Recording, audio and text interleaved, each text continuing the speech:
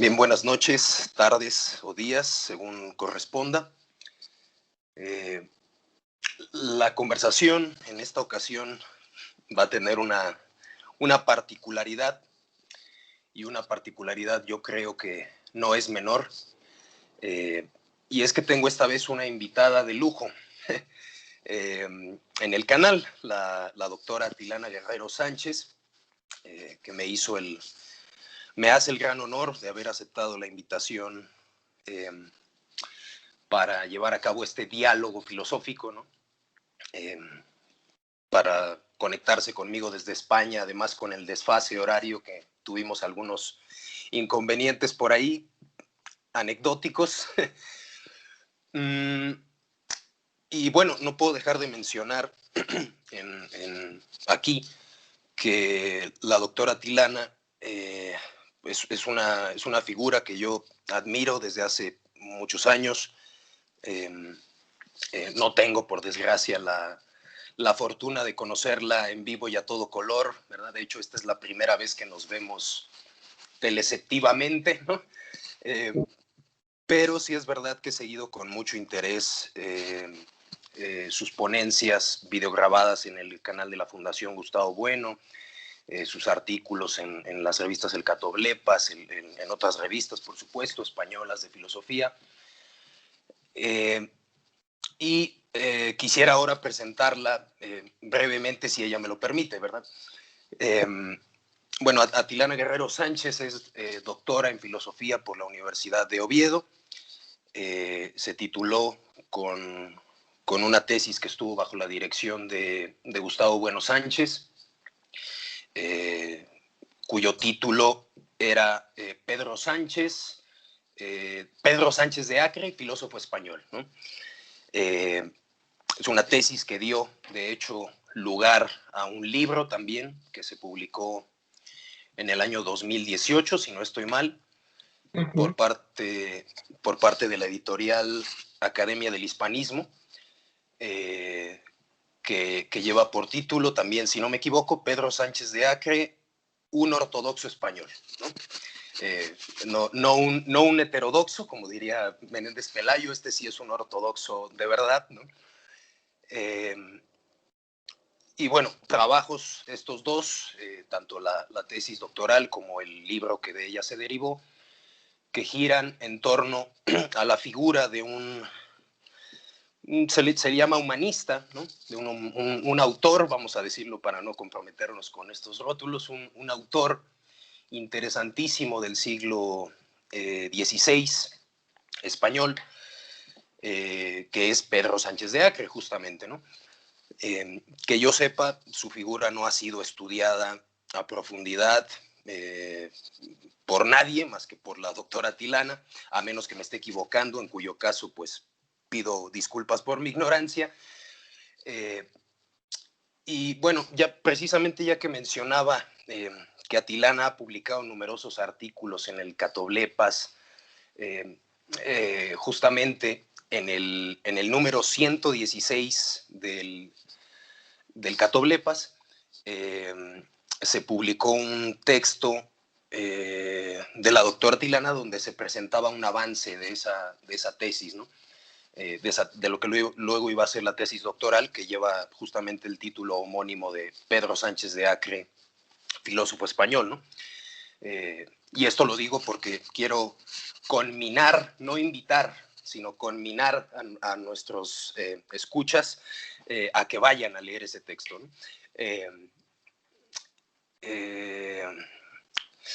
También podría conminarles a que fueran a leer el texto que apareció en la revista Ingenium, ¿no? En 2016, si no estoy mal, Atilana, que también es una semblanza de Pedro Sánchez de Acre, lleva por título, esta vez el rótulo se modifica como filósofo moral, ¿no? Sí, Pedro Sánchez de Acre, filósofo moral, ¿no? Entonces, ahí tenemos material para rato, ¿no? También pueden ustedes ir a ver las dos magníficas ponencias que están disponibles en el canal de la Fundación Gustavo Bueno. impartidas por la doctora Guerrero, que justamente giran también en torno a la figura de Pedro Sánchez de Acre.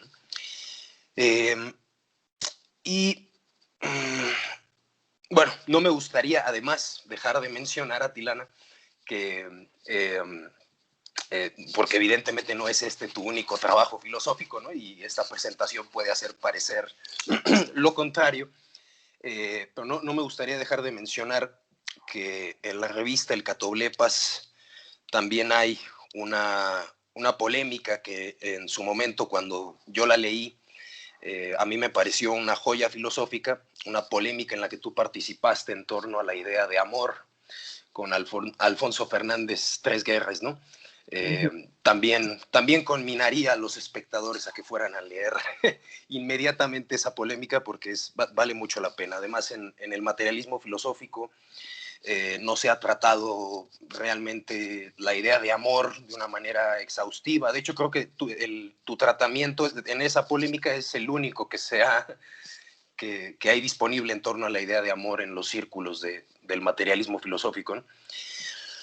Pero bueno, Atilana, espero que no haya resultado muy atropellada esta presentación, y quiero ahora cederte la palabra por si tú gustas decir algo, y después empezamos ya la faena propiamente dicha para la que estamos aquí, ¿no? Como te dije, voy a desactivar mi micrófono para que no haya interferencias de audio, y pues la cancha es tuya, y muchas gracias nuevamente por aceptar la invitación. Muchísimas gracias a ti, Jordi. De verdad que el honor es mío. Yo también tengo el gusto de conocerte ahora en directo, porque personalmente he tenido la suerte ya de conocerte a través de Facebook por terceros amigos. En el caso, en concreto hablo de Íñigo Ongay, de Felipe, del cual fuiste alumno, te considero discípulo directo de él y por tanto condiscípulo mío en ese sentido, no solamente por reconocer a Íñigo como un maestro, sino también por reconocernos mutuamente discípulos de Gustavo Bueno o estudiosos de la filosofía de Gustavo Bueno, del materialismo filosófico y todas estas cuestiones afines. Así que reitero que el honor es mío, estoy encantadísima de que me hayas invitado y yo lo que he podido conocerte, leerte o escucharte me ha parecido pues interesantísimo y con la juventud de la que gozas, pues joven prodigio, vaya, yo diría, pero bueno, como no quiero ser tampoco excesiva con los términos, pues desde luego discípulo aventajado por lo menos y del cual me honro conocer o poder compartir la amistad filosófica. Así que encantadísima yo, por supuesto. Y bueno, me alegro, bueno, por supuesto que me ha encantado la presentación, que duda cabe, y quería simplemente decir que esta polémica a la que te referías sobre el amor, pues me hizo gracia el que un editor, vamos, un profesor mexicano se puso en contacto con nosotros para editarla en un libro titulado pues Pedagogía y Amor, o Amor y Pedagogía. O sea, yo recuerdo que uno de los títulos de uno de mis artículos, creo recordar, era Amor y Pedagogía, o yo por lo menos citaba la novela de Unamuno, Amor y Pedagogía, y el libro en el cual esta polémica aparece publicada era algo así también, Amor y Pedagogía o algo así. Bueno, la cuestión es que yo en ese momento fui ingenua. Bueno, se pusieron en contacto con Alfonso Tres Guerras y conmigo para que le diésemos el permiso de poderlo editar, pero no tuvimos la rapidez en ese momento de pedirles que nos enviasen un ejemplar, vaya, del libro. Claro, me hubiera gustado tenerlo. Y luego realmente con el tiempo, cuando me he preocupado de buscarlo, pues simplemente he visto su portada y no tenía el ISBN y no sé qué, y digamos que no cuenta como libro para el currículum, pero bueno, no me importa, porque fue una alegría para mí. Y bueno, no, simplemente pues por mencionar que fue un mexicano, que fue en México donde esa polémica ha sido ha sido publicada dentro de un libro y nada, que también nos hicieron ese honor, ¿no? A Alfonso y a mí. Bueno, Alfonso y a otra profesora que intervino en último lugar, o sea que realmente éramos tres. Primero la sostuvimos Alfonso y yo, y después esta profesora de cuyo nombre no me acuerdo, lo siento, o sea que seríamos tres, pero vaya, nada, es solamente esto. Y dándome un poco de vergüenza, en fin, por alargar la presentación que yo no hubiera querido, pero bueno, no, pero lo hago por México, realmente, lo hago por amor a México. Así que nada, seguimos como quieras. Hablas del libro, supongo, lo que me digas. Sí, bueno, primero, sí, claro. Muchas gracias, Atilana. Has sido muy amable conmigo también, tú, Nada, con nada. esta. He sido cauta. Y bueno, y bueno, yo te propuse que habláramos de una, de una noción acuñada por un personaje también del siglo XVI, ya que hablábamos de Pedro Sánchez de Acre, solo que esta vez no se trata ni de un ortodoxo ni de un español, sino de un francés del siglo XVI, ¿verdad? Tampoco se trata de un autor desconocido, sino de un autor muy célebre. Hablábamos antes que se le podía considerar un clásico incluso, ¿no? De la filosofía, de la historia de la filosofía y particularmente de la filosofía política, eh, que es pues el famoso amigo de Michel de Montaigne, ¿no? Y amigo, hay que recalcarlo porque la idea de amistad de hecho juega un papel central en su teoría política, ¿no? Y debería ocuparnos largamente, pero bueno, en fin, sin alargarlo más, al parecer estoy alargando demasiado las presentaciones. Se trata de Cian de la Boétie, ¿no? El autor del que vamos a hablar, y la noción que fue acuñada por él, de la que vamos a tratar, es la noción de servidumbre voluntaria, ¿no? eh, Noción, como digo, pues acuñada por este personaje, eh, que, bueno, yo debo confesar, y como te decía antes, debo confesártelo a ti, pero ahora coram populo, ¿verdad? De cara al público, eh, que es una noción que yo creía inteligir bien, esta de servidumbre voluntaria, pero que a partir de la relectura que realicé en estos días del discurso de la servidumbre voluntaria, eh, que es una obra, yo creo que hay que decirlo, ¿no? Fue publicada íntegramente hasta el año 1577. De hecho, yo tenía entendido que se había publicado en 1572 por parte de Montaigne, pero realmente no se publicó íntegramente sino hasta 1577, y además se lo publicó junto con un panfleto hugonote que sirvió, bueno, el discurso de la Boétie sirvió en el siglo XVI como arma política para los protestantes, ¿no? Incluso para llamar al regicidio y cosas de este tipo, ¿no? Ajenas al texto de la Boétie. Pero bueno, sí, el autor no vio publicada su obra, pero lo compone, según los estudiosos, los eruditos, lo compone entre 1552 y 1553, cuando el autor es todavía muy joven. Y bueno, digo que creía yo inteligir bien esta noción hasta que llevé a cabo la relectura del discurso, pero particularmente la lectura, esta no relectura, porque no había leído, el epílogo que aparece en la edición española que manejamos los dos, que es la de Editorial Trota, y podemos ver aquí, que fue traducida por Pedro Lomba,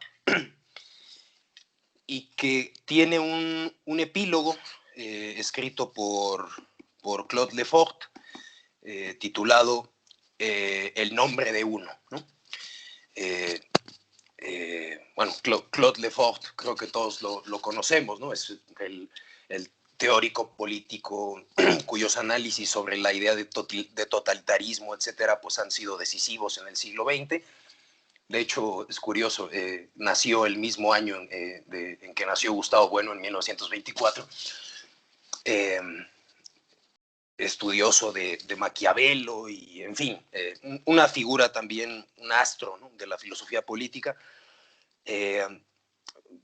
Y digo que la lectura del epílogo de Lefort, junto con el discurso de Lavoisier, me ha dejado esta vez estupefacto, porque lo que pretende Lefort en ese ensayo en el nombre de uno es, si no estoy mal, pues una exégesis casi entre líneas del texto, ¿verdad? Advirtiendo que sus contradicciones, que las contradicciones internas del discurso realmente no son contradicciones, sí son contradicciones, pero que son necesarias para el propio discurso que está presentando Lavoisier, que es realmente muy sutil, ¿no?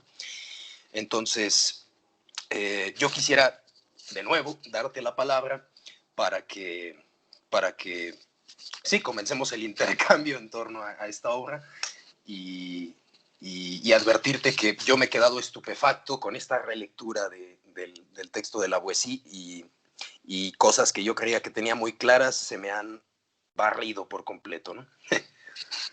Claro. Y a mí también me ha pasado que esta segunda lectura que he realizado, gracias a tu invitación, me ha hecho verlo distinto. Ha sido un libro que leí hace tiempo y que en esta segunda vez he encontrado mucho más rico y podríamos decir dialéctico. Yo recuerdo ese artículo de Vidal Peña que se titula Dialéctica en los textos iniciales de la ética de Spinoza, cuya metodología creo que se podría aplicar a este discurso perfectamente, porque a priori parece que se dirige contra el gobierno del uno, basado en la taxonomía clásica de Aristóteles. Yo creo que esto está claro, ¿no? Que a lo largo del texto, pues el autor está plenamente en la tradición de la filosofía política y usa el concepto de monarquía que sale de Aristóteles.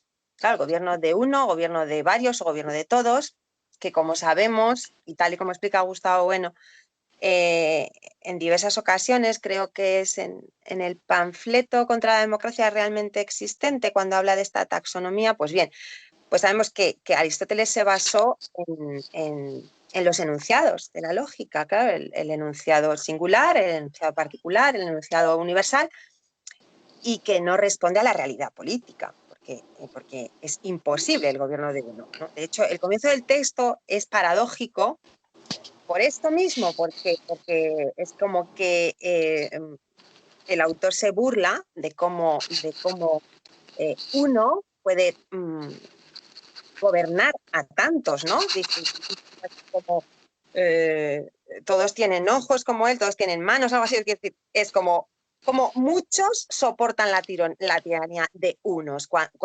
cuando su propia voluntad, la propia voluntad del pueblo, bastaría con que se activase para acabar con él, ¿no?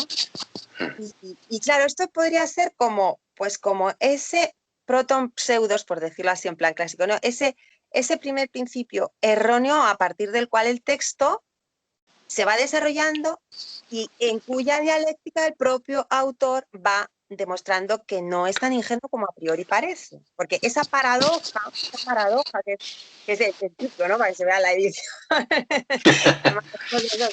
Es eso de la servidumbre voluntaria. A ver, servidumbre y voluntad son dos términos contradictorios, porque uno no puede querer voluntariamente no querer, o sea, no puede querer ser siervo. Vaya, esta es la idea que, acogidos al principio platónico de que nadie puede querer su propio mal, no tiene sentido, ¿no? Pero resulta que es que el autor ya pone de manifiesto esta contradicción y él la explota. Y de hecho llega a un punto en el texto en el cual la rompe y de alguna manera nos sirve para recoger ¿qué? Pues esta idea trascendental, yo creo, de la filosofía política. Igual estoy exagerando, ¿no? Pero sí, de alguna manera, como es lo que he dicho, vamos, para decirlo en los términos de nuestra realismo filosófico, que el poder no se ejerce solo en un sentido descendente, de arriba a abajo, sino que el poder también se ejerce de abajo a arriba y que todo aquello que, dicho en plan clásico, el pueblo soporta, lo soporta en la medida en que lo soporta, hasta que deja de soportarlo porque hace una revolución o se rebela o organiza de alguna manera la situación para acabar con ese poder tiránico. De hecho, el comentario que dice que este autor, ¿no?, de Claude Lefort, lo que viene a decir es que más que plantearse el problema de la monarquía, lo que este texto presenta es el problema del poder del gobierno. O sea, que realmente ya no importa tanto si es uno o si son varios, y de hecho, pues esta paradoja, esta contradicción que implica la servidumbre voluntaria, yo creo que es muy similar a aquella de Mestre, ¿no? Que lo hemos comentado antes. Cada pueblo tiene el gobierno que se merece. Que de alguna manera, que luego, bueno, llevó con la televisión, ¿no? Cada pueblo tiene la televisión que se merece. Porque es esta misma contradicción de cómo se tolera aquello que es intolerable, cómo se soporta lo que no se soporta. Bueno, pues digamos que esta contradicción que el autor, como digo, explota hasta el punto en que sabe sacar, ¿no?, la riqueza, la riqueza que mantiene, de alguna manera llega a ponerse de manifiesto que uno no gobierna. Y esto en concreto yo lo he recogido, está en la página 50 de esta edición, ¿no? No hay un uno. Ese uno, como es natural, desde nuestra idea del materialismo filosófico, uno nunca puede hacer nada, ¿no? Siempre se da en grupo, siempre tiene que haber un grupo. Un individuo solo no existe, no puede funcionar. Si yo no estuviese basado en el poder o en la soberanía de un individuo, que la gente es idiota, ¿no?, porque podría perfectamente acabar con eso. Pero hay un momento en el texto que está en la página 50 donde claramente, fija, no me gustaría citarlo, es que teniendo tan a mano, claro, yo creo merece la pena, ¿no? No, claro. Adelante, sí. Aquí digamos que se desarrolla esta idea contra la idea del gobierno de uno, de que sea posible, ¿no? Dice, mas llego ahora a un punto que en mi opinión es el resorte y el secreto de la dominación. Y ahí se nota que el autor ha estado manteniendo un secreto, ha estado manteniendo la paradoja con cierto suspense hasta que llega a hablar aquí de cuál es el secreto, por qué pasa esto, ¿no? Yo lo traigo a España, igual que tú podrías llevarlo a México. ¿Por qué la gente vota a los partidos nacionales?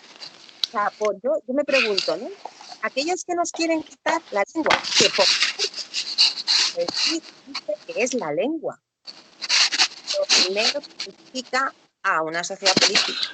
Sí. Es esa amistad de la que tú antes has hecho mención, ¿no? Esa capacidad para hablar, para tener voz, para la palabra, pues yo Que nos permite... Estamos mil veces, pero Sí.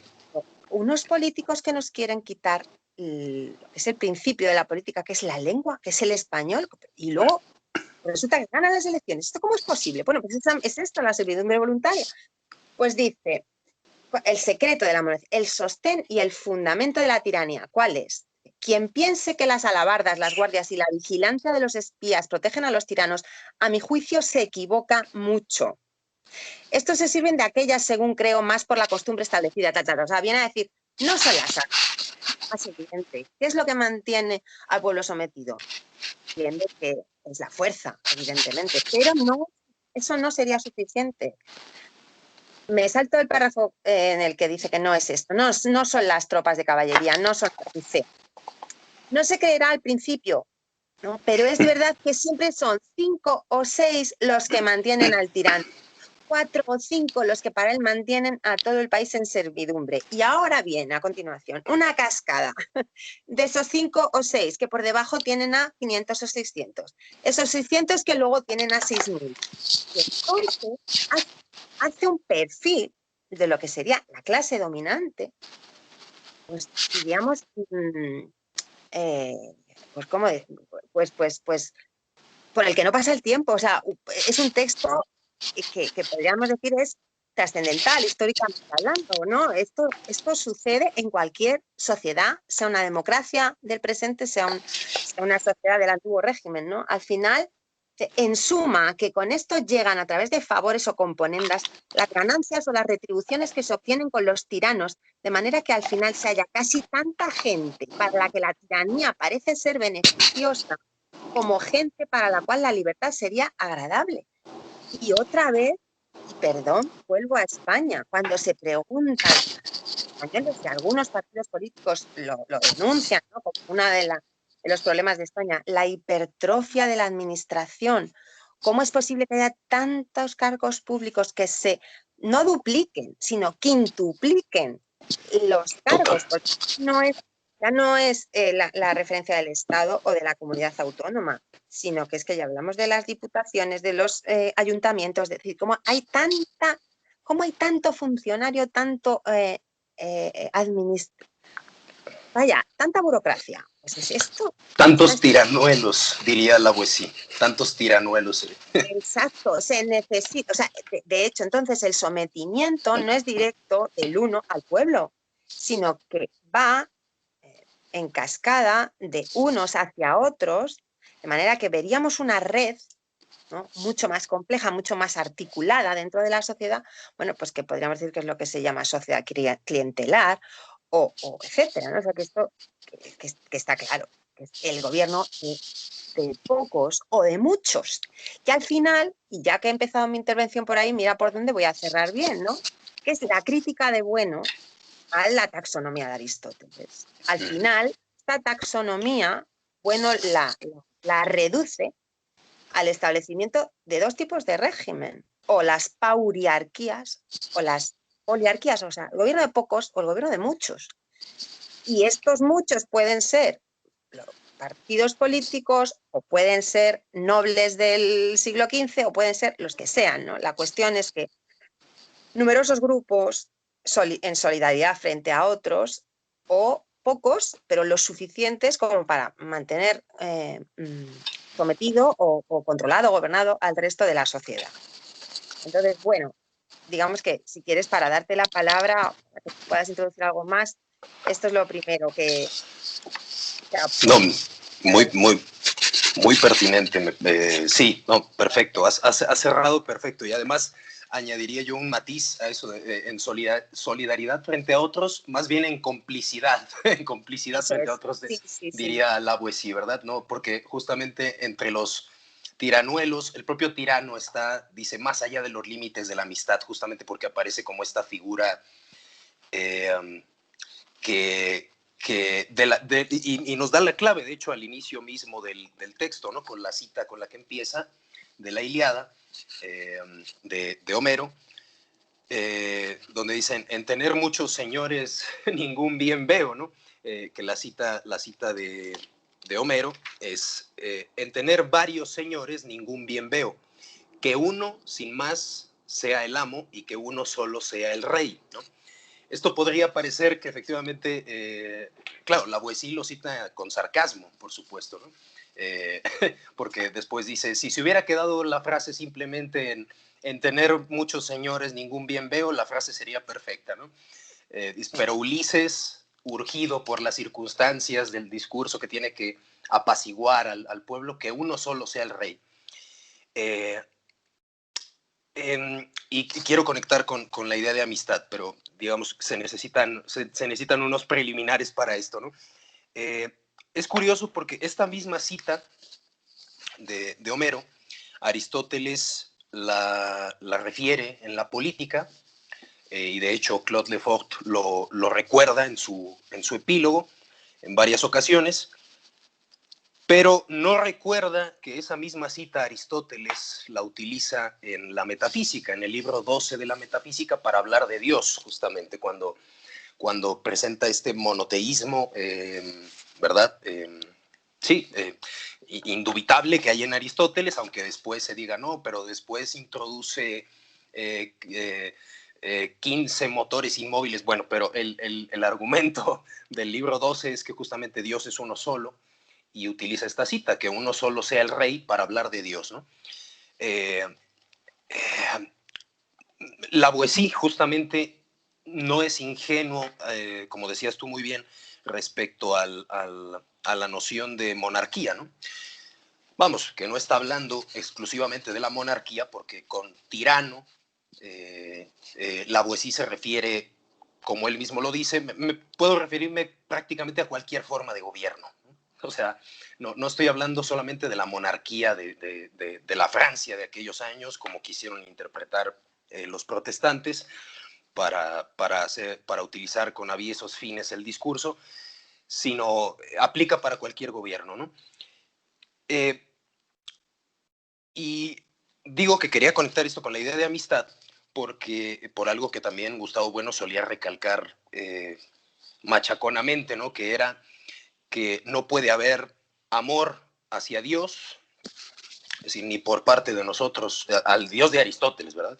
Porque el Dios de Aristóteles es una entidad abismática que incluso en su simplicidad debería anegar todas las morfologías mundanas, ¿no? Pero recalcar que no puede haber amor hacia Dios ni de parte de nosotros, ni por supuesto de parte de Dios hacia nosotros. ¿Por qué razón? O más bien, la analogía que establece Lavoisier, pues es la siguiente, ¿no? El tirano es como esta figura casi de la teología natural. Y por eso creo que es pertinente recordar que Aristóteles cita estos versos de Homero en la metafísica, no solamente en la política, es decir, no solamente para hablar del gobierno, sino en términos teológicos, ¿no? El tirano se encuentra más allá de los límites de la amistad. ¿Por qué? Pues porque en el caso en la dimensión política mundana, no se sostiene su gobierno sobre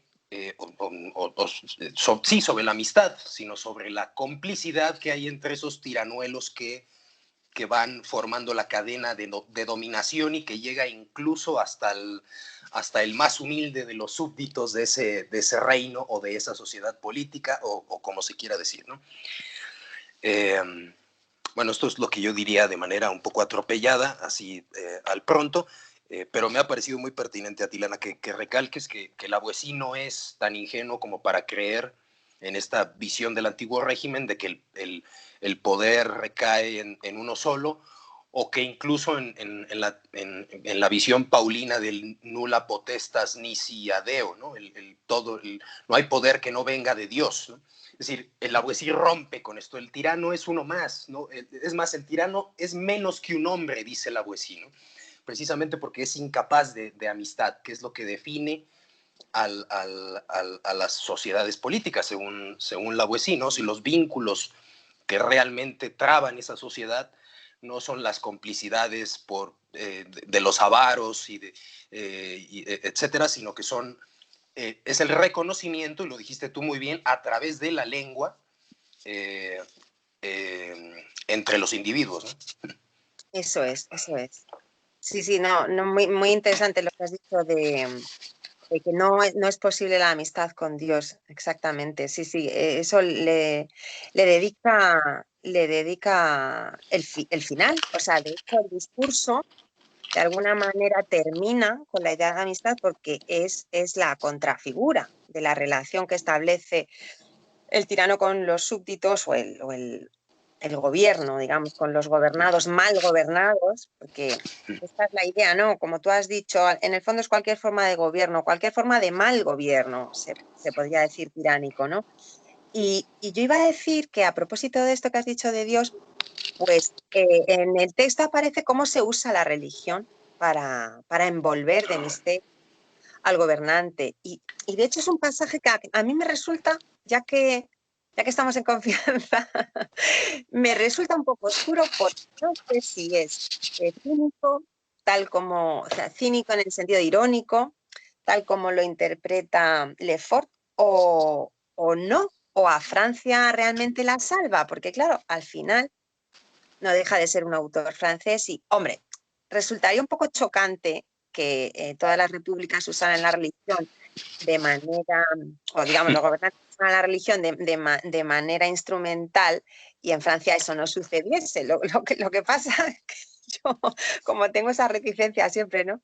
Eh, no, pero bueno, sí, ¿no? De que los autores al final, se deben de alguna manera al país del que hablan, a su historia, y de hecho, pues es un pasaje que de verdad yo no tengo claro, porque lo dice, cuando dice lo de la lengua, a ver si lo encuentro, dice algo sobre la lengua, sobre cómo la lengua francesa se está desarrollando gracias a los poetas actuales, cuál, y demás. Entonces, claro, a ver, y porque tampoco me parece mal, cuidado, o sea, creo que ahí hay una manera en la que recoge el uso de la religión, que de nuevo recuerdo a Demestre, que tengo querencia por Demestre, lo reconozco, que dice Demestre son, ¿cómo le llama?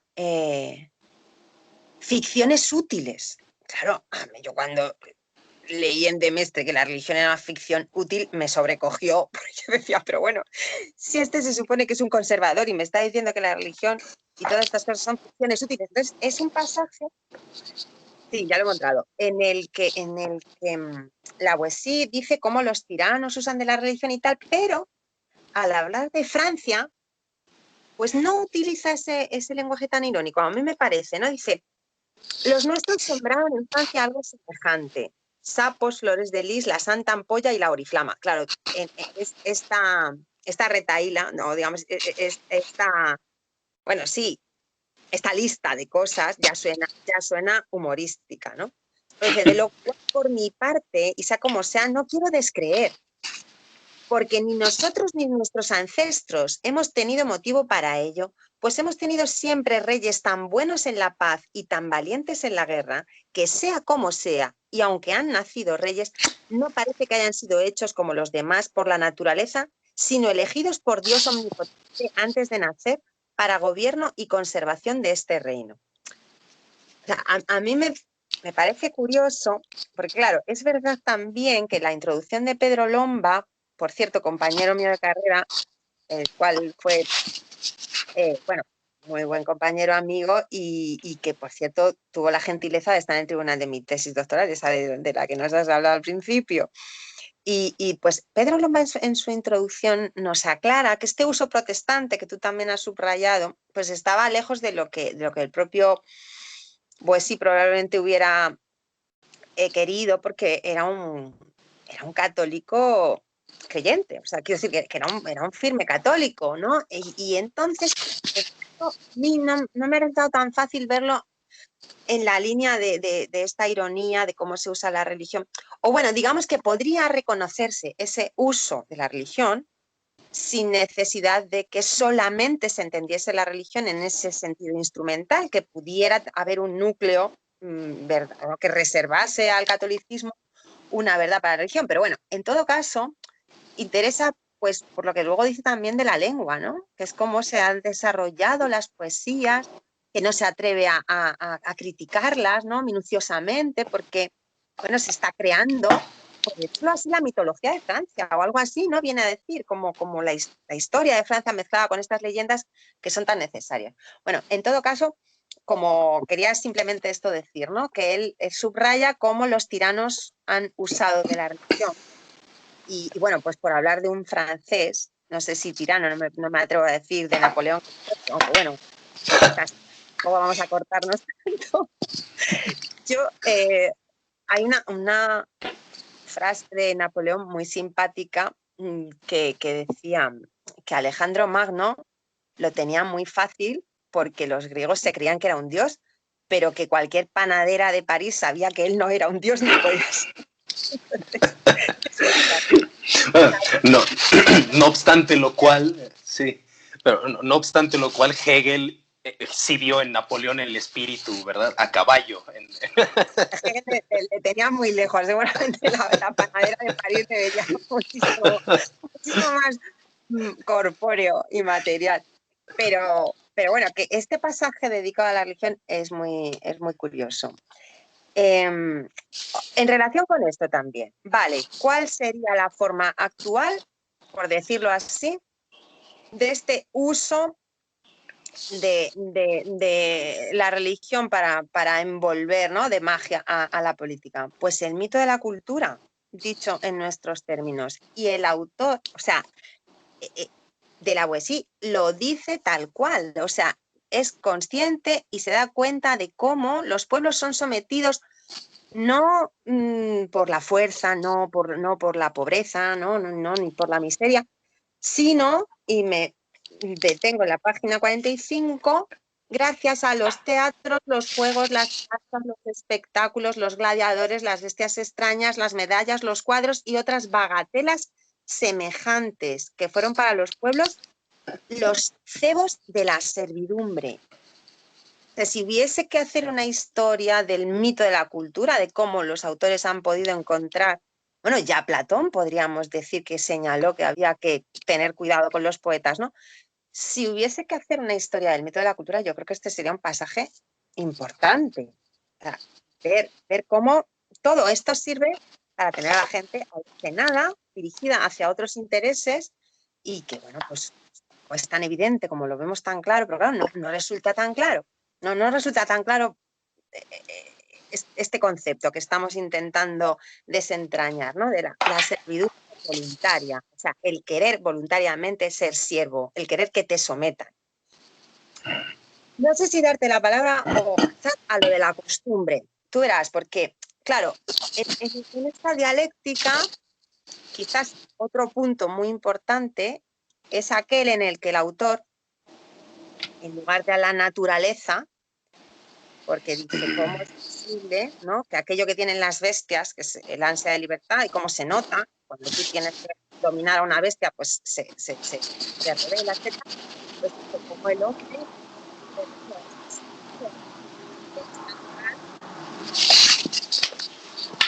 esto sí que es que puede mucho más la costumbre que la naturaleza.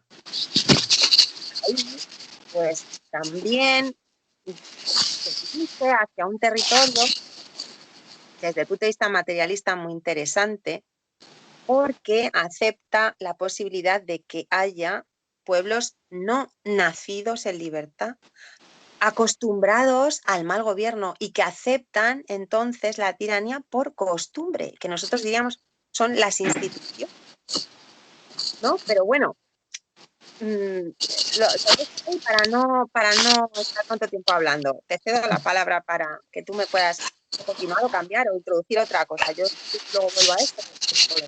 No, no, no, y me ha parecido muy, muy pertinente. La verdad, también estoy aprendiendo mucho. Esta observación que hiciste del mito de la cultura, de cómo podría efectivamente tomarse ese pasaje de la Boétie para ilustrar que efectivamente a través de... sí, a través de estas instituciones como del espectáculo, del pan y el circo, digamos, Exacto, sería la fórmula del sintetizada, clásico, ¿no? totalmente. Eh, la religión estaría presente ahí de manera secularizada, ¿no? Es efectivamente la tesis del mito de la cultura, ¿no? Eh, mm, sí, regresando a la perplejidad, ¿no?, que produce esta fórmula de servidumbre voluntaria, que efectivamente es un oxímoron, es decir, el propio Lavoisier llega a decir, ¿no? ¿Qué es este hecho tan inaudito que la lengua incluso se niega a nombrar y tenemos que utilizar una fórmula tan contradictoria, tan paradójica como servidumbre voluntaria? La cuestión de la costumbre que introducías tú creo que es central, ¿no? Porque pone el ejemplo de algunos pueblos cimerios que nacían, que 6 meses había sol y 6 meses había tinieblas, el sol se ocultaba por completo. Dice, ¿qué diremos de alguien que ha nacido durante los 6 meses en los que ese pueblo se encuentra bajo las tinieblas y que no conoce la luz? Es decir, no conoce, en este caso concediéndole la analogía a Lavoisier, no conoce la libertad y ha nacido bajo el yugo de la servidumbre, ¿no? Pues naturalmente por la costumbre, que dice Lavoisier, no hay nada que tenga mayor fuerza que la costumbre, es incluso algo que deja en un segundo plano a la naturaleza, a lo natural, que dice Lavoisier, que también es otro punto muy interesante. Parece que Lavoisier es como una especie tiene una idea ingenua de naturaleza, ¿no? Recalco que parece, ¿no? Parece que tiene una idea ingenua de naturaleza porque eh, eh, Sí, dice básicamente que todos los hombres, así como Aristóteles decía, todos los hombres naturalmente tienen el deseo de saber, pues la poesía dice, todos los hombres tienen naturalmente el deseo de ser libres, ¿no? Y podría parecer un poco ingenuo. Sin embargo, creo que, por ejemplo, la lectura de Lefort hace hincapié en que esto no es tan sencillo, ¿no? Que entre líneas se nos está diciendo otra cosa, justamente a través de la idea de costumbre. Y bueno, tú querías introducir algo sobre la idea de costumbre, ¿no? Para no perder el hilo, ¿no? Sí, pero bueno, simplemente el enfrentamiento, los ejemplos históricos que toma, ¿no? De los griegos frente a los persas, bueno, que es el clásico. Llega a decir que los griegos casi se podrían identificar con el pueblo de la libertad, que hablar de los griegos es hablar del pueblo que ha puesto la libertad como pues, ejercicio de la política, ¿no? Y entonces, pues pone ejemplos muy bonitos de las costumbres, de cómo, pues, es un clásico, ¿no? Los ejércitos orientales, en cuanto se acaba con la cabeza del ejército, se desploma, mientras que los ejércitos griegos, tú acabas con el general, pero no pasa nada, porque el general es sustituido inmediatamente, ¿no? Esto también se decía de Alejandro Magno, bueno, o mismamente la idea de que el general tiene que estar en la batalla, de que no por tener un lugar preeminente en la jerarquía deja de hacer el mismo trabajo que el soldado, ¿no? Y que ahí radica el amor que tienen los soldados al general y por qué le siguen, porque realmente le ven hacer lo mismo que ellos hacen. Es esa amistad de la que tú hablabas, la amistad sería esta relación que pueden tener los miembros de un ejército en el que la jerarquía no pesa sobre la relación de igualdad que todos tienen en cuanto que están unidos por la consecución de la victoria, podríamos decir, más de la victoria, etc.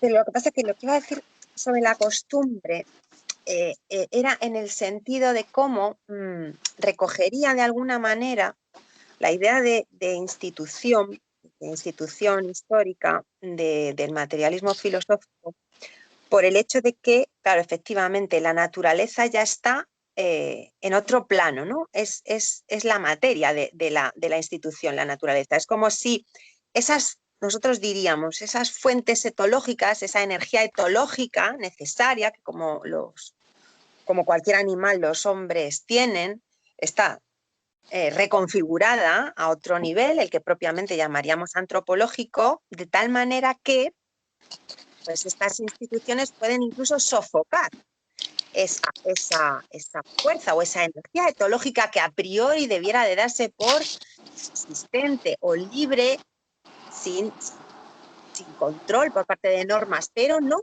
exactamente. Esta es otra de las paradojas, por cierto, clásicas de la filosofía política, ¿no? Me acuerdo una frase de Cicerón: el hombre libre es el esclavo de las leyes. Ejercer la libertad no es otra cosa más que cumplir con la ley. Entonces, al final te das cuenta de que también es muy dialéctico el tratamiento que hace de la libertad, porque, bueno, pues en el mismo sentido en el que estamos diciendo con la expresión de la servidumbre, porque al principio yo tengo recogida una frase que suena muy idealista, ¿no? Que dice: la libertad no es más que un simple querer, ¿no? Es algo así, bastaría con que quisieran ser libres para ya serlo. Sabemos que no es así, pero este querer, él luego se ha encargado a lo largo del texto de remodelarlo para darnos cuenta que este querer está mediatizado por las normas, por las instituciones, por lo que serían esas costumbres que hacen que tú puedas querer, pues, someterte, no directamente, sino puedes querer determinadas cosas que te hacen, de hecho, objetivamente estar sometido. Esta idea de la libertad objetiva también la podríamos traer a colación porque es una otra paradoja, para mí es una paradoja, ¿no? Es una expresión que Gustavo Bueno usa, pues no sé si pues en la propia idea o sea, en el propio fundamentalismo. No me acuerdo el libro, no sé si entre Basura y Democracia. Es en el panfleto contra la democracia. El panfleto contra la democracia realmente existente, que claro, pues si tuviéramos que decir de forma sublime Pues la democracia es el régimen de la libertad. Qué bonito, ¿no? Maravilloso, ¿no? Somos libres. Y claro, cuando bueno define la libertad objetiva como la capacidad de, digamos, de comprar, la sociedad democrática actual es la sociedad de mercado pletórico, en la que realmente pues, tu libertad se ejerce en la medida en que puedes comprar, tienes capacidad de adquirir bienes en función de tu sueldo, de lo que ganas, del dinero que tienes.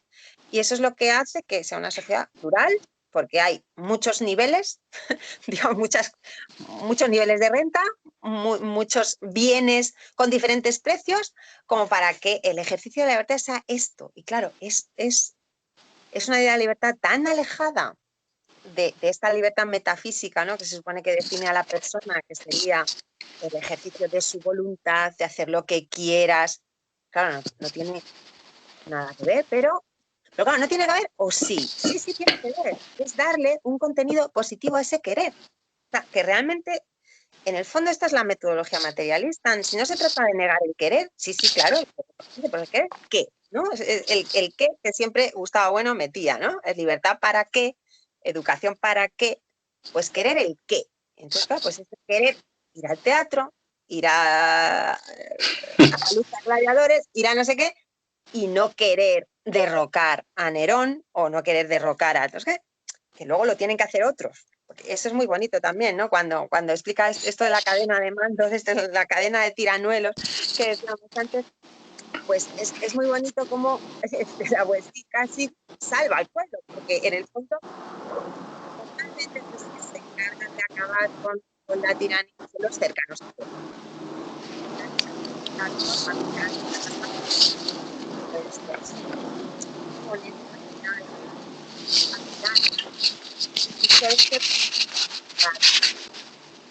Por recordar lo que hemos dicho de la amistad, por eso el tirano no puede tener amistad. Tiene, en el fondo, miedo de sus allegados, de sus próximos, porque sabe que la vileza con que él les trata, pues en algún momento le va a llegar a él, ¿no? O el miedo que ellos tienen por estar sometidos a su voluntad. También es un pasaje muy bonito en el que describe cómo no son dueños ni de su vida, ni de su cuerpo, ni de, ¿no? Estos que están verdaderamente bajo el influjo directo, ¿no? del tirano, pues un pasaje muy bonito. Que no son dueños ni siquiera de sus pensamientos, dice, o sea. Están pensando en agradarle, ¿no? Que se dice tanto de cómo los políticos siempre, las democracias actuales, están acostumbrados a que todos aquellos que le rodean les alaben los oídos, ¿no? Y siempre estén escuchando lo bien que lo hacen y tal, ¿no? Entonces se mantienen alejados de la realidad y ahí está su debilidad, justo, pues, la dialéctica, ¿no? Del amo y el esclavo. Al final, el estar tan arriba, como decíamos antes del dios de Aristóteles, el estar tan arriba, al final es su propio fin, ¿no? Es lo que le lleva a ser muy, muy débil, claro, su fuerza. Pero bueno, no sé por dónde seguir. No sé Bueno, qué me he acordado de ahora con la cita que has hecho de Cicerón, que es muy bonita, que justamente es una noción que Spinoza, ¿no? También realzaría, ¿no? El hombre libre solo puede darse en la ciudad, o sea, no siendo una bestezuela como Diógenes, ¿no? Sino realmente estar instalado. Bueno, el propio Diógenes no era ajeno a la polis, pero decías que la Boesí salva al pueblo, ¿no? Y no sé, bueno, quería... a los que están más lejos del poder y digamos, si no son la típica camarilla o aquellos que están cercanos a ese poder, digamos que se valen de él, que se lucran, que en el fondo lo soportan porque les interesa, porque esa es la mecánica. Sí. Es decir, cuando tú soportas una tiranía es porque algo ganas, o sea, nunca. Y entonces por eso se mantiene lo que hemos dicho antes, ¿no? Por eso se mantiene ese principio platónico según el cual nadie quiere su propio mal. No, si realmente todos hacen lo que hacen porque algo les compensa. Entonces, los que están más lejos, y además que también los describe muy bien el autor, pues son los que menos por decirlo así, responsabilidad tienen, ¿no? Y bueno, y son los que en un momento dado pueden servir de catapulta o pueden ser utilizados, ¿no? Para esta camarilla, pues echarle encima al pueblo, digamos, al pueblo en este sentido, porque claro, siempre nosotros pues tenemos con la noción de pueblo una precaución, que es la de entenderla en este sentido monista que decíamos al principio. El pueblo no es uno, el pueblo es un conjunto de facciones normalmente con intereses enfrentados, en conflicto, y el gobernarlos precisamente consiste en poder mantener esas divergencias en equilibrio de modo que no explote por los aires la sociedad, por decirlo así. O sea, no, que las divergencias, como dice bueno, el ensayo de las categorías de las ciencias políticas, que las divergencias objetivas que conforman las diversas capas de la sociedad, pues sean dirigibles, gobernables, y de ahí que el poder suponga una actividad de segundo grado sobre la actividad de primer grado que ya en la sociedad preexiste o existe al margen de esa actividad política.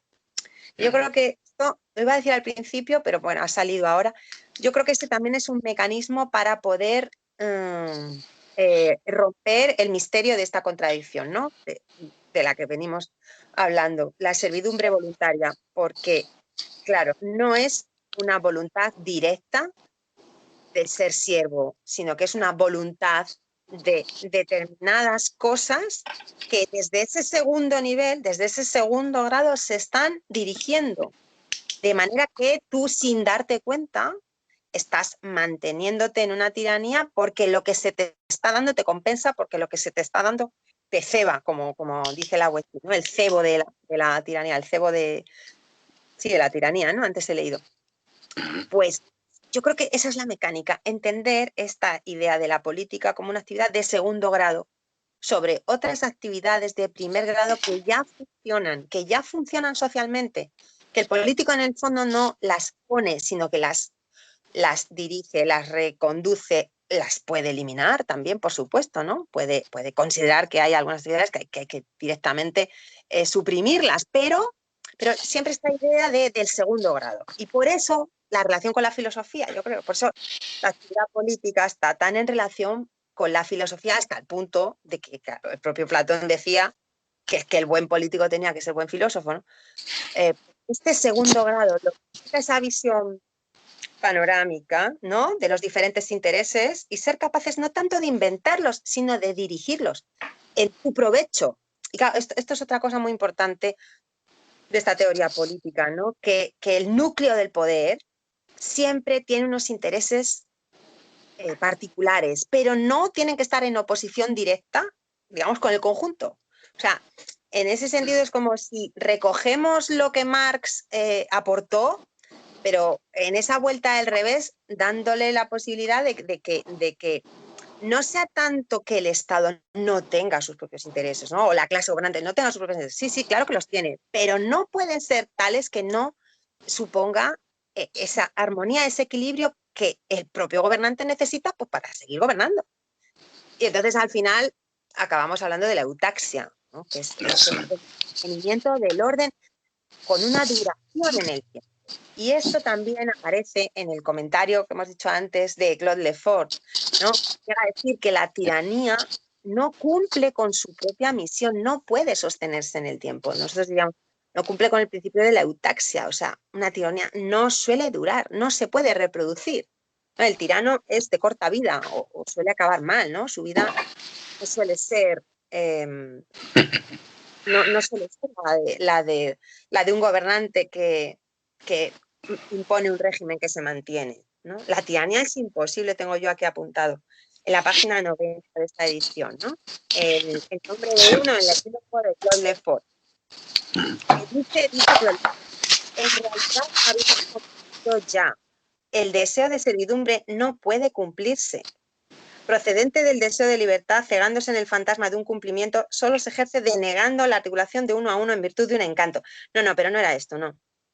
Ah, no, más arriba, el primer párrafo. Induce más bien, ¿no?, todo esto a pensar que la tiranía no puede nunca cumplir su obra. No puede nunca cumplir su obra. Bueno, Sí, porque lleva en sí justamente el principio de su aniquilación. Eso es distáxica en términos estructurales. Eh, Hay una idea muy interesante, también la tengo, bueno, no muy interesante, sino incluso capital dentro del propio discurso de la Boétie, y que también Lefort subraya, y que quería conectar con lo que acabas de decir y que has matizado tan sabiamente, esto de que la Boétie salva al pueblo, y efectivamente que lo que salva son los que están más alejados de esa cadena de tiranuelos, ¿no? Pero, bueno, la Boétie, vamos, al final lo que se produce es una especie de identificación entre la idea de amistad y la idea de libertad, ¿no? Y la Boétie, curiosamente, yo quería ver tú qué pensabas de esto, parece tener una suerte de visión aristocrática, eh, pero en el sentido de aquellos que pueden ser manumisos en esa sociedad que vive bajo el yugo de la tiranía, ¿no? Los que pueden liberarse de esas cadenas y efectivamente valorar que ese deseo de libertad no se cumple a través del servir, sino a través, dice la Boétie, del deseo de saber, que es casi aristotélico, ¿no? Pero es curioso cómo lo plantea, porque dice la amistad en sentido fuerte se da entre algunos, dice la Boétie, ¿no? Algunos que tienen, dice, la cabeza bien formada, que incluso la forman todavía mejor, la pulen mejor a través de los libros, etcétera, y que justamente los tiranos intentan que no se comuniquen, esos algunos que podrían darse precisamente cuenta de estos mecanismos de la dominación, ¿no? Pone el ejemplo del Gran Turco, ¿no? Que el Gran Turco efectivamente lo que hizo fue mantener lo más alejados posibles a los hombres cuyas cabezas efectivamente podían hacer saltar por los aires toda la estructura de su dominación, ¿no? Entonces, ¿qué pensarías tú de esto? ¿Sería para ti una especie de visión aristocrática de solo unos pocos sí, podrían sí. De liberarse? hecho, sí. De hecho, sí. De hecho, yo creo que hay un pasaje que yo he recogido que he apuntado, o sea, directamente no voy al libro, es que lo tengo apuntado porque es un párrafo que también destapa uno de los misterios del texto, ¿no? Porque, claro, aparentemente este discurso es liberador, digamos que todo el mundo debería leerlo para darse cuenta de cómo debiera de vivir políticamente, etcétera, etcétera, etcétera, pero inmediatamente yo creo que de la Boétie es como que muestra su realismo, su falta de esperanza en este sentido. Entonces, más ciertamente, así como los médicos aconsejan no tocar las llagas incurables, yo no obro sabiamente pretendiendo predicar sobre esto al pueblo, que ha perdido desde hace mucho tiempo todo conocimiento. Lo cual, puesto que ya no siente su mal, este es el problema, ¿no? Lo cual, puesto que ya no siente su mal, muestra suficientemente que su enfermedad es mortal. O sea, aquí directamente creo que da por hecho esto que decíamos del pueblo, ¿no? La gente más alejada, pues diríamos, la gente más alejada del conocimiento, de la posibilidad de dedicarse a esta actividad teórica que supondría todo esto que has dicho tú, ¿no? De la gente formada que sabe que puede estar al tanto de las cosas, de qué es lo que pasa, pues que realmente ya ni les considera público al que dirigirse. Sí. Claro, así pues, Sí. de configurar, si podemos, cómo esta obstinada voluntad de servir se ha enraizado tan profundamente que ya parece que el amor mismo a la libertad no es tan natural. Y entonces ahí empieza con esta idea en la que pone en cuestión el derecho natural, que claramente acaba Sí. con el concepto del derecho natural, por esto que decimos que al final son las instituciones, son las costumbres de los pueblos y no su naturaleza lo que les define. Pero claro, por eso en ese sentido sí que esta amistad, pues la historia nos demuestra pues que sí, que suelen ser pocos, claro. Bueno, decía un 1%, ¿no? Tendríamos que conformarnos con que un 1% pudieran ser lectores de ensayo en lugar de novelas entretenerse. Sí. Pero es verdad que la sociedad de la Boétie no es la misma que la nuestra, ¿no? Y sí que es verdad que la educación pública, podría decir, la educación pública ligada a la revolución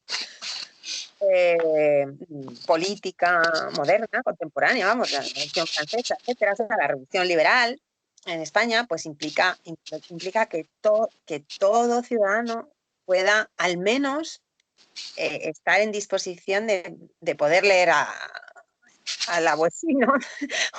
o al menos de estar en la senda de poderse formar, ¿no? Esa sería la pretensión del bachillerato.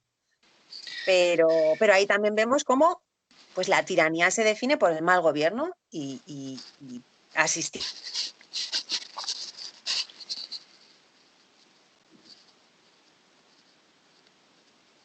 A Tilana creo que se ha cortado un poco el...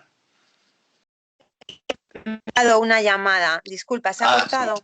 Sí, no te nada. preocupes. Pues es así que nos encontramos educativos actuales en España, por lo menos, van dirigidos hacia la imposibilidad de que esto pueda ser posible, ¿no? De que realmente, pues, la mayoría, no vamos a decir la totalidad, ¿no? Pero la mayoría de la gente pueda aspirar a ejercer esa libertad en este sentido que dice la Boétie, pues muy difícil. O sea, que realmente es como una aristocracia por defecto. O sea, un aristocratismo por defecto, por realismo, por reconocimiento de que no hay más cera que la que arde y se ve que no es otra.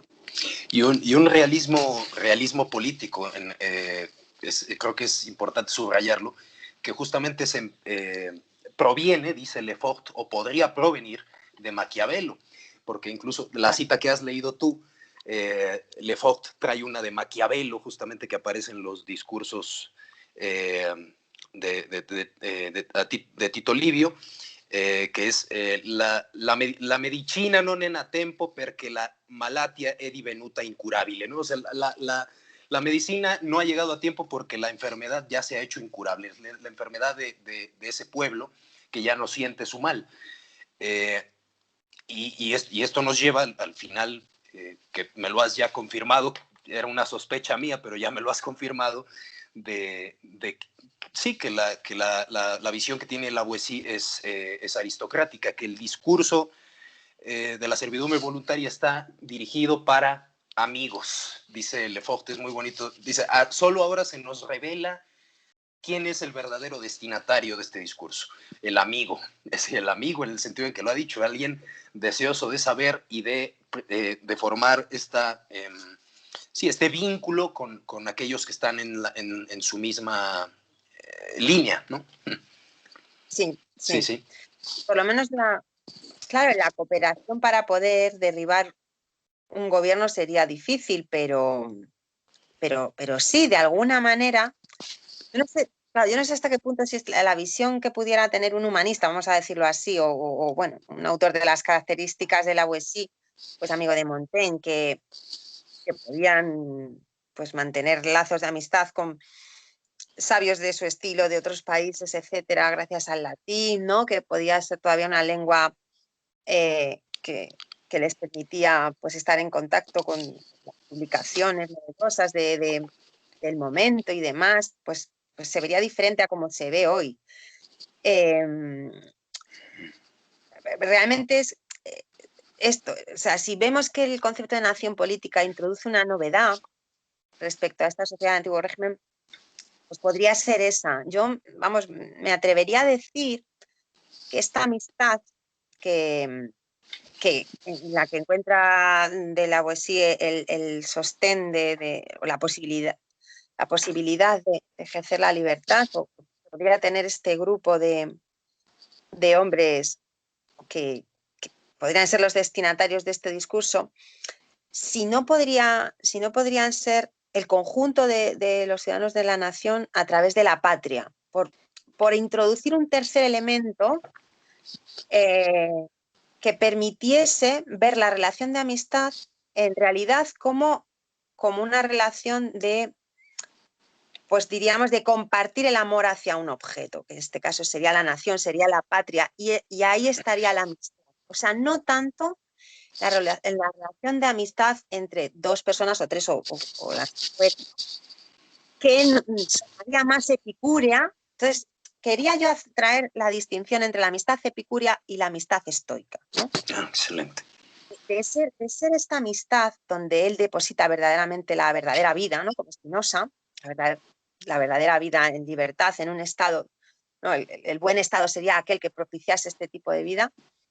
Pues habría que distinguir esta idea de amistad epicúrea, sería la que encuentra al sabio como salvación ante la imposibilidad de tener ningún poder, ¿no? Político, ninguna intervención política, frente al ideal de la amistad estoica, que realmente sí, o sea, no rompe la relación con la política, sino todo lo contrario, no, porque el sabio no es amigo del otro en sí mismo como un cultivo personal, sino mediando el contenido político. Entonces, mediando la patria, yo creo que sí podríamos entender, bueno, y de hecho históricamente yo creo que es así, o sea, de hecho históricamente, pues los textos que pudiéramos recoger, no sé, yo es que tengo aquí un libro que realmente son proclamas, discursos, artículos de la Revolución Española, de la Revolución Liberal, titulado, lo tenía por lo del el concepto de servidumbre voluntaria, ¿no? Fíjate qué bonito título. Si no hubiera esclavos, no habría tiranos. Si no hubiera esclavos, no habría tiranos. Claro, el dibujo que está en la portada es de Goya, y estos son escritos de 1789 a 1837, proclamas, artículos y documentos de la Revolución Española. Claro, cualquier discurso de estos, ¿a quién se dirige? Se dirige a la nación, se dirige al pueblo. Y es verdad que por eso la educación, la institución de la educación pública, en donde básicamente lo que se debe enseñar es a leer y a escribir y a conocer los saberes positivos, pero principalmente poder leer y escribir en tu lengua. Y tiene que haber una lengua nacional que nos haga a todos podernos entender. Claro, que eso realmente es la nación, y eso es de lo que habla Etienne de la Boétie. O sea, claro, yo creo que ya sí, de alguna manera se puede tener como destinatario de cualquier obra filosófica, o debería poderse tener a cualquiera, pero claro, a ese cualquiera que usa el español, que luego empíricamente o positivamente se puede demostrar que no llega ni al 1%, pero de alguna manera la lengua, la extensión de la lengua, la educación pública, en cuanto que hay que mantenerla y hay que sostenerla y hay que luchar por mantenerla, porque eso es... Y entonces aquí ya viene lo de el ejercer el poder ascendente, ¿no? Bueno, pues está dando, igual que se pueda dar en México, y que pues estamos en ello. O sea, la batalla todavía no está perdida del todo, se está dirimiendo. Y los intentos de acabar con la educación pública en una lengua la que es común, que es el español, y no común a los españoles, sino común a toda la comunidad hispánica, es el ejercicio de la tiranía, en el sentido más estricto del término, tal como lo define este discurso. O sea, es un gobierno que acaba con la lengua común, es un mal gobierno, es un gobierno tiránico, y eso se está haciendo, y la gente, pues, no podemos decir que el pueblo en conjunto se someta, no. De hecho, hay profesores expulsados del cuerpo, a los que se les quita el sueldo por rebelarse, pero claro, esos testimonios no salen en la televisión, esos testimonios se conocen a través de vías un poco, pues como diríamos, pues... clandestinas. Clandestinas, sí, pero de hecho de vez en cuando afloran la última embestida de este querer acabar con la lengua, la famosa ley Celaya, la última ley de educación, que ya ha hecho que la ley permita que el español no sea la lengua en la que han de enseñarse los estudios en Cataluña, por ejemplo, o en el País Vasco, en aquellas comunidades que tienen supuestamente una lengua propia diferente, pues ha permitido que voces muy importantes, y ya no te estoy diciendo profesores de a pie de secundaria, no, estamos hablando de académicos de la lengua, estamos hablando de académicos de la historia, que se han opuesto, que han hecho un manifiesto en contra de la ley de educación. Es una cosa muy seria, muy seria. O sea, el gobierno no es apoyado, es que esto hay que decirlo. Ahora mismo, el gobierno de España no está apoyado por miembros de las instituciones más altas académicas, como pueden ser el Instituto Cervantes, la Real Academia de la Lengua, la Real Academia de la Historia. Están los sabios que defienden el español para todos, el español en este sentido revolucionario de la nación política y bueno, pues ahí estamos, ¿no? Yo creo que merece la pena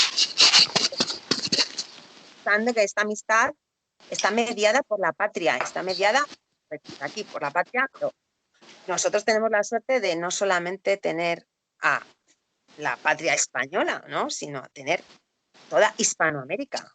O sea, nuestra amistad viene por ahí. Entonces, eso no, hay que distinguir la amistad epicúrea de la amistad estoica, ¿no? Muy pertinente esa distinción que has hecho, ¿eh? Y además has dado muestras justamente de este, vamos a llamarlo así, entre comillas, este patriotismo, ¿verdad? Claro. Sí, sí. Que el propio Lavoisier también lo ejerce, ¿no? Al hablar, como decías tú, exaltando a Ronsard, por ejemplo, los poemas de Ronsard como un tesoro de la lengua francesa. Además, también, ¿por qué no escribe en latín? ¿Por qué escribe en francés? ¿Verdad? Quiere decir que sí, de alguna manera está dirigido a todo su pueblo, ¿verdad? No solamente al vulgo que habla latín, sino al vulgo cuya lengua es el francés, ¿no? Claro. Y sí, me ha parecido muy pertinente, en efecto, sí, la amistad que une la amistad estoica que une a la comunidad hispánica, está dada justamente a través del español y el querer, bueno, estas iniciativas que me comentas que son realmente muy lamentables de que el español no sea ya, es que es una lengua sucedánea, como si realmente el español fuera un dialecto, ¿verdad? Entre otros, es realmente, pues pone en peligro la propia eutaxia de la sociedad política Claro. española, ¿no? Es realmente muy lamentable eso que yo siempre que he La visto vuelta al esto. antiguo régimen.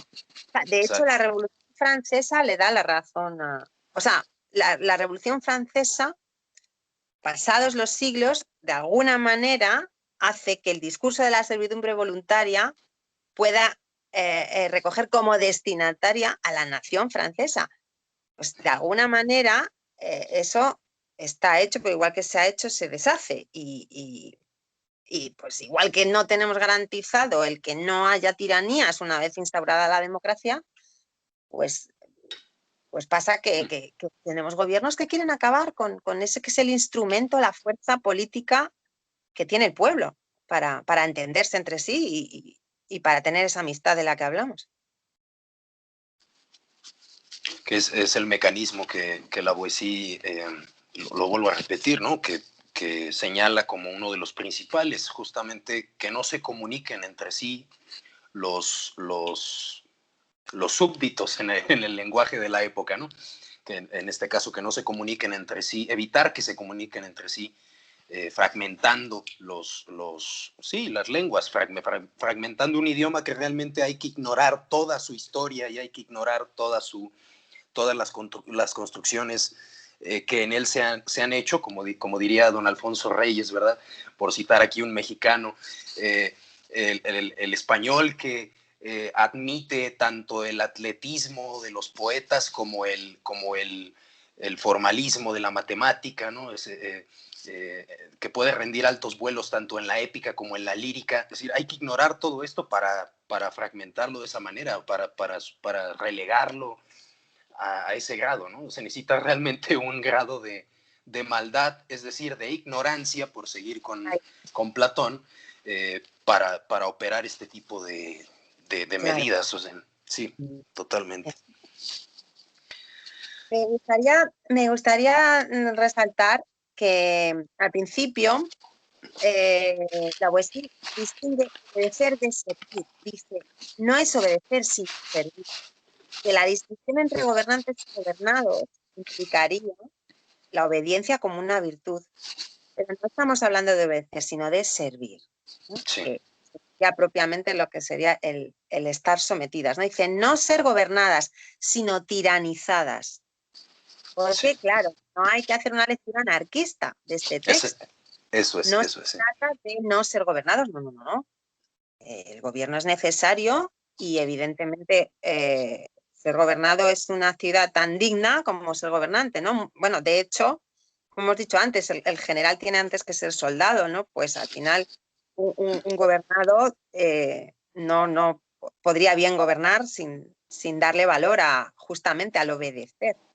Pero no es lo mismo ser gobernados que tiranizados. Estamos hablando del mal gobierno.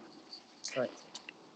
Y que claro, en España, pues el padre Mariana ya tuvo pues eso, tiene el título de gloria de ser el autor que permitió el regicidio bajo la ortodoxia católica más exigente, ¿no? Y claro, este texto también se pone en la línea del padre Mariana, pero no hay que ponerlo esto, ¿no? En la línea del anarquismo o de la falta de gobierno, todo lo contrario. Totalmente, sí. Sí, sí, sí. Y de hecho se quisieron hacer lecturas, por repetirlo de nuevo, ¿no? En la época, eh, eh, yo diría casi anarquistas por parte de los Bueno, protestantes.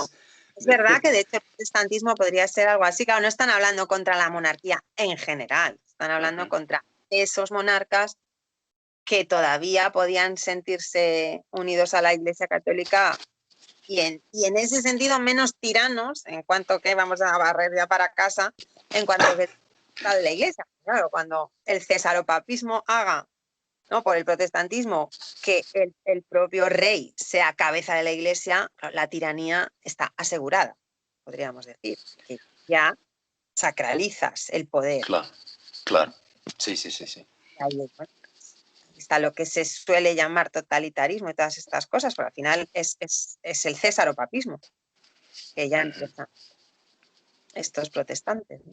Sí, sí, sí. Totalmente. Bueno, Tilana, por mi parte, yo no tengo nada más que añadir. Regularmente suelo hacer los videos más o menos de 1 hora 20, para que no se hagan tampoco, Muy pesado. ¿verdad? Sí.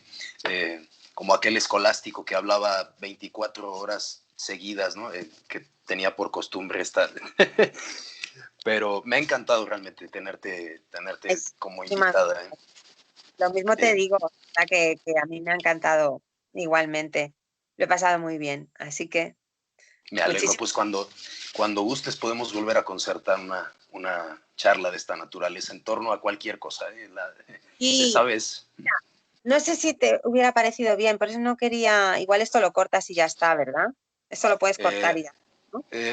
sí, sí, sí, no hay problema. Bueno, no, te lo digo porque esto que has dicho de la amistad, del destinatario, el público lector posible del discurso, etcétera, me recordaba tu tema de tesis, que es el ensayo.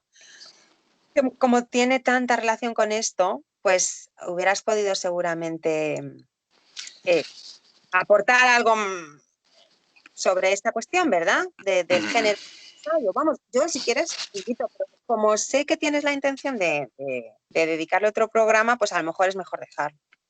Sí, de hecho, justamente yo iba a proponerte bueno, había estado en pláticas con Íñigo, justamente, para que hiciéramos un programa los tres sobre este Sí, tópico. No sé si tú sí, estarías dispuesta. sí, ya te había dicho que sí, por Ok. supuesto, pero por eso no he querido lanzarte, pues, como estábamos hablando de esto de la amistad, de tal, Sí. estaba yo pensando en el tema del ensayo, pero digo, mejor no se lo digo porque entonces voy a Sí, se hablar. hubiera desviado. No, si La, hubiera, entonces, sino sabiendo que tú querías hacer otro programa sobre esto, pues no te quería tirar por ahí. spoilear, ¿no? Claro, exacto. Sí, sí. Bueno, pues Jordi, muchísimas gracias, de verdad, el placer ha sido mío. No, muchas gracias, Atilana, de verdad. Te mando un abrazo. Igualmente, un abrazo muy fuerte. Venga, Que estés bien. igualmente. Hasta luego.